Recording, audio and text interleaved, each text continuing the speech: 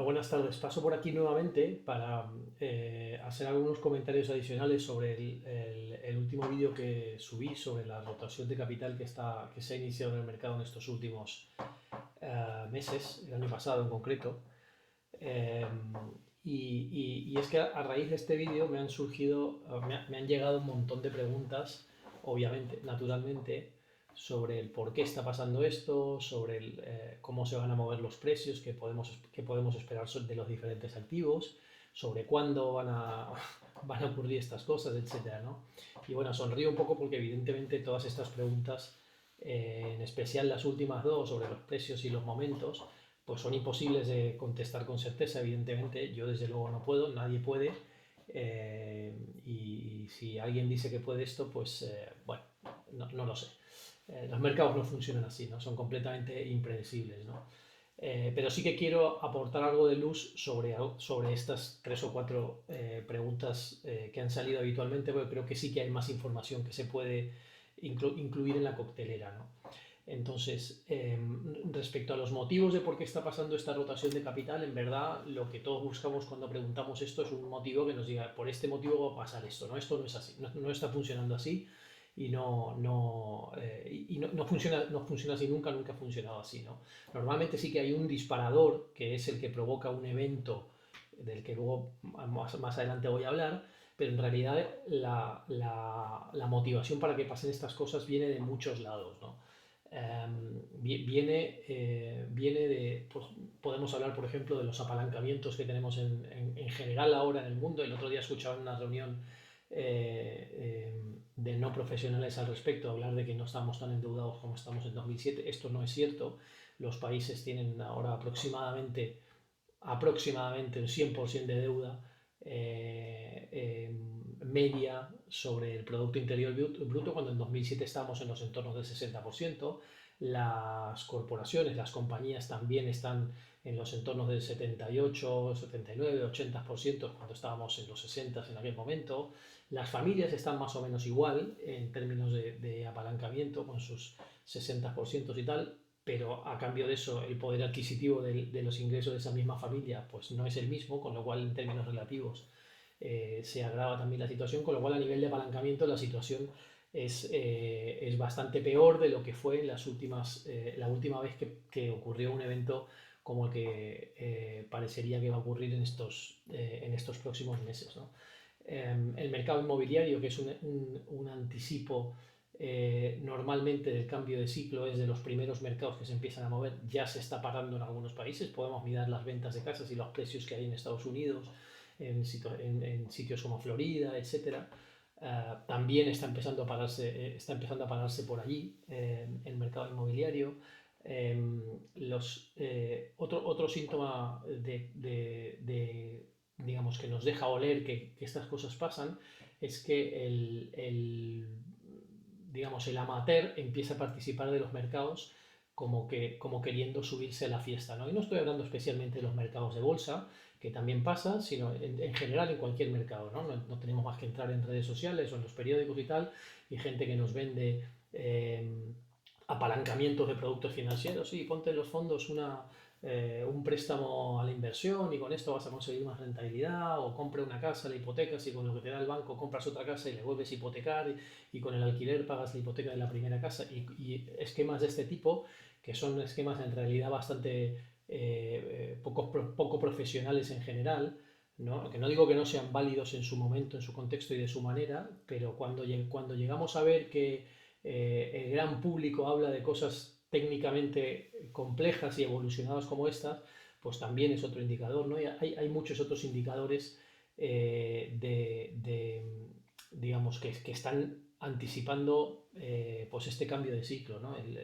La ingente acumulación de oro que ha habido en los últimos 20 meses por parte de los bancos centrales. Los chinos han acumulado más oro del que nunca habían, el año pasado, del que nunca habían hecho en la historia. Esto oficialmente, extraoficialmente no hay manera de saberlo, y podemos también hablar de los polacos, los turcos, etcétera, ¿no?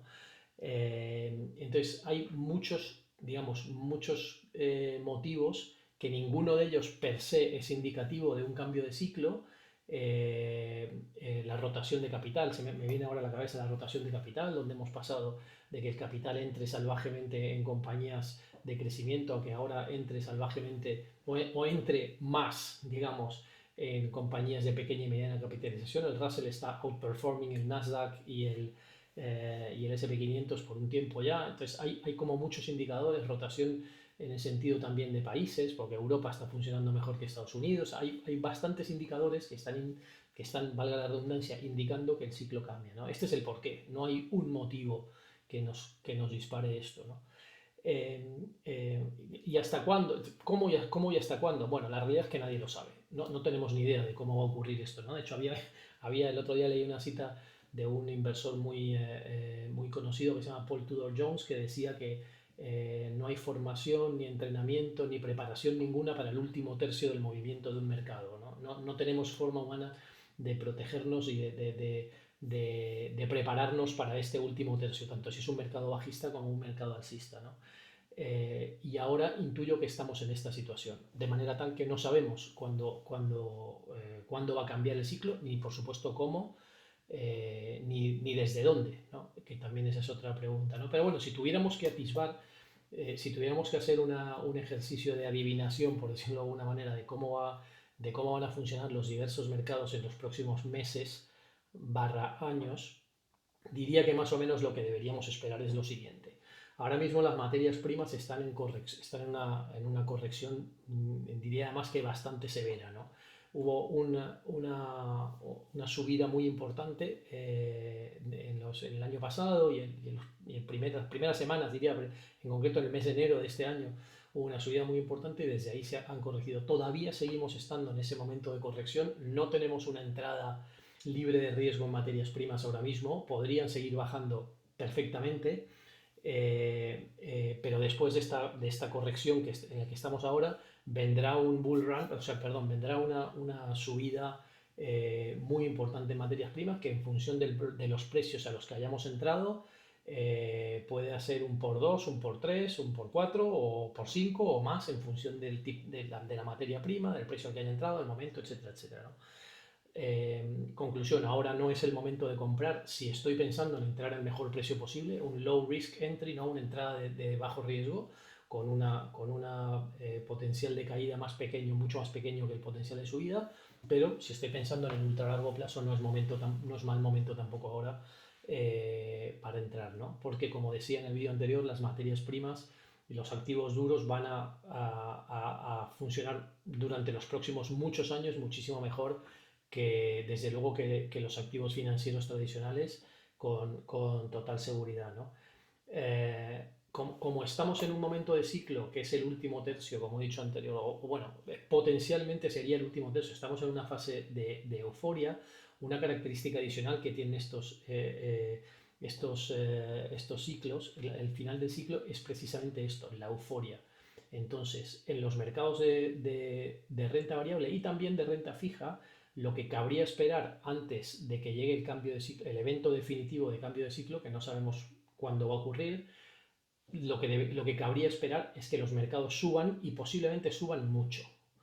Eh, no me quiero atrever a dar números de un mercado concreto, pero no me extrañaría nada que tengamos una subida por delante de las bolsas entre el 15 y el 30% desde los niveles actuales antes de que cambie el ciclo, ¿no? Que deberíamos aprovecharla. Si creemos que todo esto va a ser así, deberíamos aprovechar esta subida para ir desescalando paulatinamente nuestras posiciones en renta variable a cada vez mejores precios, ¿no? Nos vamos a quedar con la sensación de que no hemos salido en el mejor momento posible. Naturalmente, las bolsas y los mercados en general funcionan siempre así, pero esto es lo que cabe esperar, en mi opinión, para el corto plazo. Y cuando hablo de corto plazo, hablo de meses, de semanas barra meses. ¿De acuerdo?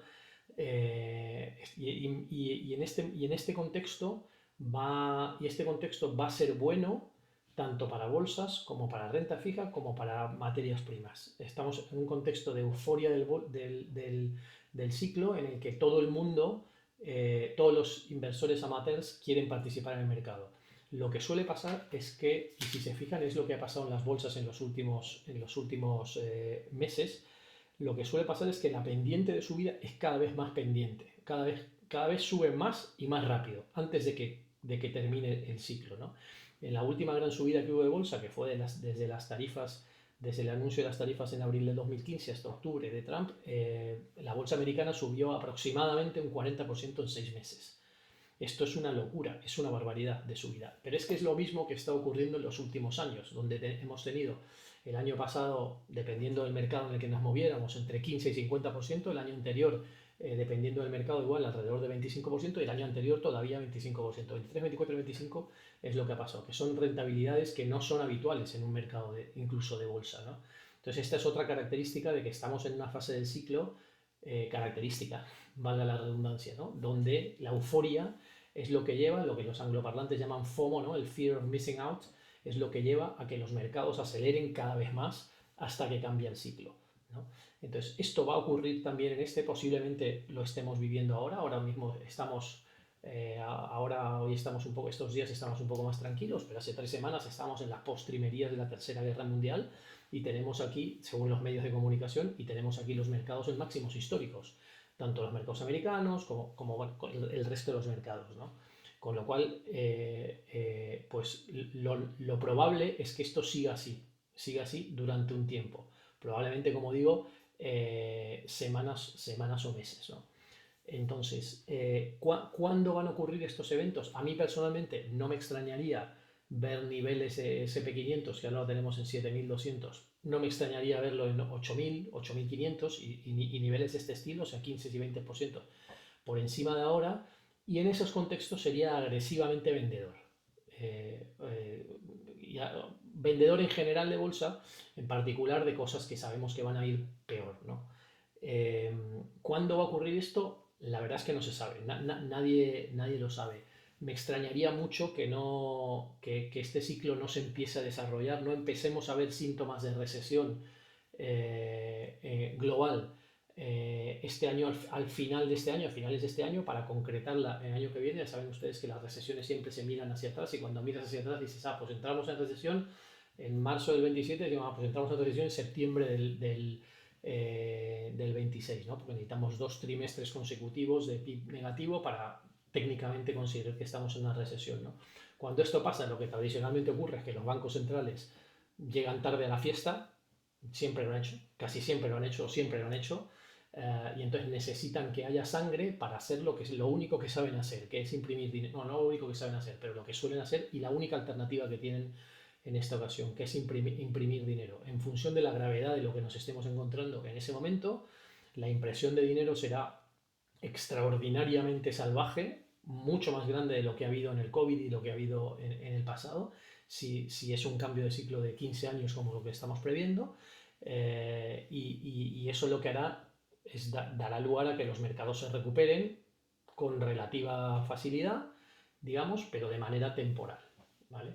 Entonces, no tenemos ni idea de cuándo van a ocurrir, de los tiempos que se manejan para esto, pero desde luego no lo estamos midiendo en muchos años. No lo estamos midiendo. Personalmente me extrañaría, y no lo hago por tener razón ni por ser el más listo del barrio, pero personalmente me extrañaría mucho de que este escenario no ocurriera en los próximos 18 meses. Ojalá que me equivoque, y ojalá que sea así y que se produzca un ajuste de todos estos, de los precios de la vivienda, o sea, de todas estas cosas que están funcionando mal y que antes he comentado diagonalmente. Ojalá que se produzca un ajuste muy lento en el tiempo y que nos dé a todos tiempo de arreglar nuestros ingresos familiares, ingresos de las empresas, etcétera, etcétera, sin tener que sufrir, ¿no? Lamentablemente no creo que vaya a ser el escenario más probable, pero me encantaría que así fuera, ¿no? Y en este contexto lo que debería ocurrir, insisto una vez más, es cuando se produzca el evento, posiblemente habrá un disparador, ya veremos cuál es, no lo sabemos, a lo mejor pues algún gran banco que quiebre, yo no lo sé, no tenemos ni idea de cuál, o la enésima invasión de un país esta vez más importante, yo que sé, alguna cosa de estas. Habrá un disparador y en ese momento se producirá una caída severa, muy severa de los mercados. Desde luego no es un 15, un 20 ni un 30%, y posiblemente veamos cosas de los mercados de renta variable, posiblemente veamos escenarios parecidos o incluso peores de los que vimos en el año 2008, y en ese mismo momento las materias primas empezarán a acelerar todavía más, porque ya vendrán acelerando, bueno, vienen ya acelerando desde el año pasado, vendrán acelerando mucho. En ese momento los bancos centrales intervendrán mucho en el mercado y habrá una caída que hará mucha sangre, que viene básicamente del desapalancamiento de los inversores que están apalancados y están participando en el mercado de manera apalancada, y el mercado hará una corrección severa, 50-60% o lo que corresponda.